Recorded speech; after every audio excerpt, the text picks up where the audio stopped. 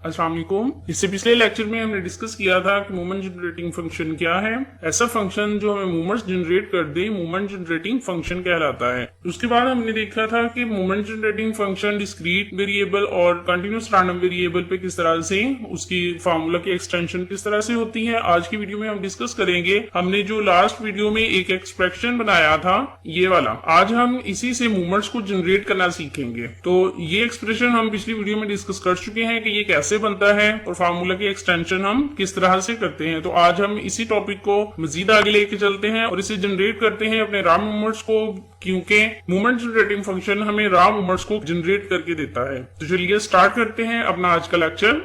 हमने पिछले लेक्चर में डिस्कस किया था कि एक्सपेक्टेशन ऑफ एक्स की power R is equal to mu R prime, यानी रॉ मूवमेंट्स। और आर हमारे पास क्या होता है 1 2 3 4, क्योंकि हमारे पास 4 मूवमेंट्स होते हैं। तो अब हमने क्या करना है, it is more convenient to find the movements by differentiating the MGF R times with respect to T and put T is equal to 0। यानी कि हमने क्या करना है, हमने इस एक्सप्रेशन को सिंपली डिफरेंशिएट करना है टी के कॉरस्पॉन्डिंग और इसके बाद हमने t की वैल्यू को 0 पुट कर देना है। तो हम डिफरेंशिएट करते हैं अपनी इक्वेशन 1 को with respect to t। Differentiate करके हमारे पास क्या आ जाएगा, बिकॉज वी नो दैट किसी भी जब कांस्टेंट वैल्यू को डिफरेंशिएट किया जाता है तो उसका आंसर 0 आ जाता है। और अब यहाँ पे t था, तो जब हम जिस वेरिएबल के कॉरस्पॉन्डिंग हम डिफरेंशिएट कर रहे हो उसको जब 1 पावर से डिफरेंशिएट किया जाता है तो हमारे पास आंसर 1 आता है। और ये जो म्यू 1 प्राइम था ये एज इट इज रहा। उसके बाद पावर रूल अप्लाई हो रहा है। ये जो इसकी पावर थी ये यहाँ पे आ गया 2, और पावर में से हम क्या करते हैं एक वैल्यू कम कर देते हैं। तो इस वजह से यहाँ पे हमने डिफरेंशिएट करके लिखा 2 इंटू t की पावर 2 माइनस 1। इसी तरह यहाँ पे ये जो 3 पावर में था ये 7 आ गया और t की पावर में से 3 माइनस 1 हमने कर दिया। इसी तरह सो ऑन चलते चलते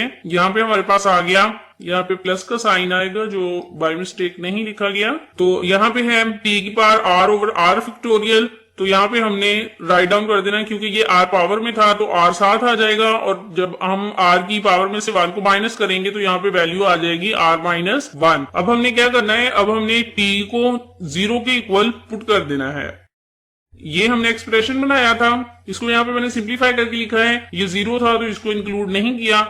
म्यू 1 प्राइम यहाँ पे आ गया, ये 2 में से 1 को माइनस किया तो सिंगल पावर आ जाएगी, 3 में से 1 को माइनस करेंगे तो 2 पावर आ जाएगी और ये एज इट इज रहेगा। अब हमने क्या करना है, अब हमने इस एक्सप्रेशन में t की वैल्यू को 0 पुट कर देना है। Now put t is equal to 0। अब देखिए यहाँ पे हमारे पास सिर्फ ये एक वैल्यू है जिसमें t शामिल नहीं है, बाकी जितने भी हमारे पास वैल्यूज हैं सब में t आ रहा है। तो जब हम t को 0 पुट करेंगे तो ये वैल्यू भी 0 हो जाएगी, ये वाली वैल्यू भी 0 हो जाएगी और इसी तरह जितनी भी तमाम वैल्यूज हैं आगे वो तमाम की तमाम 0 हो जाएंगी और हमारे पास सिर्फ ये एक वैल्यू बच जाएगी। तो हम कह सकते हैं कि जब हम एक्सप्रेशन को 1 टाइम डिफरेंशिएट करते हैं with respect to t and then put t is equal to 0 तो हमारे पास म्यू 1 प्राइम की वैल्यू आ जाती है जो कि इक्वल होती है एक्सपेक्टेशन ऑफ x। तो हम कह सकते हैं कि expected value of x is equal to mu 1 prime. अब हमने क्या करना है, अब हमने नेक्स्ट म्यू 2 को जनरेट करने के लिए इसी एक्सप्रेशन को दोबारा से डिफरेंशिएट करना है विद रिस्पेक्ट टू t।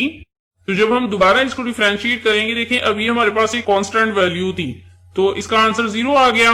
अब यहाँ पे हमारे पास t की पावर 1 थी तो इस वजह से यहाँ पे जब हमने t को with respect to t differentiate किया तो आंसर 1 आया और यहाँ पे फिर पावर रूल अप्लाई हो रहा है। ये 3 ऑलरेडी हमारे पास था, ये जो 2 पावर में था ये 7 आ गया और 2 में से 1 पावर माइनस होगी। इसी तरह यहाँ पे r हमारे पास ऑलरेडी था, ये पावर रूल की मदद से r माइनस 1 यहाँ पे आ गया और यहाँ से हमने इससे जब नेक्स्ट टर्म को लिखेंगे तो r माइनस 1 आएगा जो कि r माइनस 2 बन जाएगा और इसी तरह प्लस सो ऑन वैल्यूज हमारी चलती जाएंगी। अब हमने क्या करना है, अब हमने इस एक्सप्रेशन में t को 0 पुट करना है तो हमारे पास म्यू 2 की वैल्यू आ जाएगी। जब हम t को 0 पुट करेंगे तो ये देखिए हमारे पास सिर्फ ये वाली एक वैल्यू ऐसी थी जिसमें t इंक्लूड नहीं था और यहाँ पे 2 फैक्टोरियल से कैंसिल हो जाएगा, क्योंकि जब हम 2 फैक्टोरियल को खोलेंगे तो हमारे पास वैल्यू क्या आएगी 2 मल्टीप्लाई बाय 1 तो जब हम 2 को 1 से मल्टीप्लाई करेंगे तो हमारे पास आंसर 2 आएगा। तो इस वजह से हमने 2 को 2 फैक्टोरियल से कैंसिल कर दिया। इन वैल्यूज को सिंप्लीफाई करने की जरूरत नहीं है, क्योंकि जब हम टी को पुट करेंगे तो क्योंकि इन सब में टी इंक्लूड है तो इसलिए ये वैल्यूज तो 0 हो जाएंगी, तो इसलिए इनको सिंप्लीफाई करने की जरूरत नहीं है। तो यहाँ से इसी एक्सप्रेशन को जब हमने अगेन डिफरेंशिएट किया है, यानी हम जब मोमेंट जनरेटिंग फंक्शन की एक्सप्रेशन को 2 टाइम डिफरेंशिएट करेंगे तो हमारे पास वैल्यू आ जाएगी μ2 प्राइम की, जो कि इक्वल होगी expected value of X square के। Similarly we can find μ3 and μ4 and we can say that अगर हम डिफरेंशिएट करते हैं r टाइम तो हमें क्या मिलेगा, हमें μr प्राइम मिल जाएगा, जो कि इक्वल होगा एक्सपेक्टेड वैल्यू ऑफ x की पावर r के। तो इसलिए हम कह सकते हैं जैसे जैसे हम इनको डिफरेंशिएट करते जाएंगे तो हमारे पास तमाम के तमाम मूवमेंट्स आते जाएंगे, लेकिन ये रॉ मूवमेंट्स होंगे, क्योंकि मूवमेंट जनरेटिंग फंक्शन हमें रॉ मूवमेंट्स प्रोवाइड करता है। अब अगर हमने मीन मूवमेंट को फाइंड आउट करना हो तो उसके लिए हम जो इनकी रिलेशनशिप हैं उनको यूज करेंगे। The movements about the mean can be calculated from the raw movements about the arbitrary origin by using the following relations. ये हमारे पास रिलेशनशिप है रॉ मूवमेंट्स के और मीन मूवमेंट्स के। μ1 always is equal to 0, μ2 is equal to μ2 prime minus μ1 prime, यहाँ पे square भी आएगा।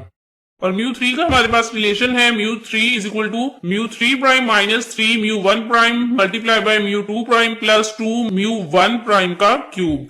μ4 की वैल्यू आएगी हमारे पास μ4 prime minus 4 μ1 prime multiply by μ3 prime plus 6 μ1 prime का स्क्वायर मल्टीप्लाई होगा μ2 प्राइम माइनस 3 μ1 प्राइम की पावर 4। तो ये हमारे पास रिलेशनशिप है जिनकी मदद से हम इजीली रॉ मूवमेंट से मीन मूवमेंट को जनरेट कर सकते हैं। आई होप आज की वीडियो में आपने सीख लिया होगा कि हम किस तरह से MGF के एक्सप्रेशन से उनको डिफरेंशिएट करके रॉ मूवमेंट्स को क्रिएट करते हैं and then we can easily find our mean movements और सेंट्रल मूवमेंट्स। इस नेक्स्ट वीडियो में इंशाल्लाह हम प्रॉपर्टीज को डिस्कस करेंगे। तब तक के लिए इजाजत दीजिए। अल्लाह हाफिज।